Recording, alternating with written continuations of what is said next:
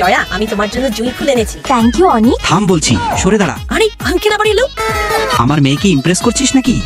বাবা, আমার তো আপনার গোলাপটাই পছন্দ, এর আর কিছু হবে না। আর যদি কোনো ছেলে তোমাকে আংটি দেয়? বলে দেব, আমার বাবা তো আগেই অনেক কিনে দিয়েছে। আর যদি খাবার খাওয়ায়? তখনও বলে দেব, বাবা পৃথিবীর সেরা রাঁধুনি। কাপড় বা ব্যাগ দিলে? বাবা আগেই আমাকে গিফট দিয়ে আলমারি ভরে দিয়েছে, আর আমি বাবার পড়ি, আর কোনো লুচ্চা লাফাঙ্গা আমাকে নিয়ে পালাতে পারবে না। এটাই তো হলো আমার মেয়ের কথা। নাটক বন্ধ কর দুইজন। আরে আমি তো ট্রেনিং দিচ্ছি। করিম সাহেবের মেয়ের কথা মনে আছে? ও যে ছেলেটার সঙ্গে পালাই গিয়েছিল। আমার রাজকুমারী তেমন কিছু করবে না। ঠিক বলেছো বাবা।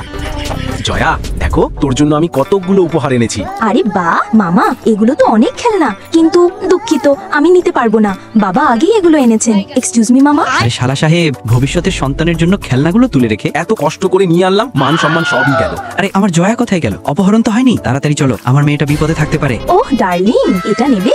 হ্যাঁ অবশ্যই, এটা আমার পছন্দ। না রকি, এটা তুমি নিতে পারবে না, এই মেয়ে তোমাকে প্রপোজ করেছে। আরে আমার হবু শাশুড়ি, এই ব্রেসলেটটা আপনার জন্য। ও আমার ভবিষ্যৎ বৌমা, এটা আমার পছন্দ হয়েছে। কেমন লাগলো বাবা? বন্ধুরা সত্যি বলো তো, তুমি মাকে বেশি ভালোবাসো না বাবাকে?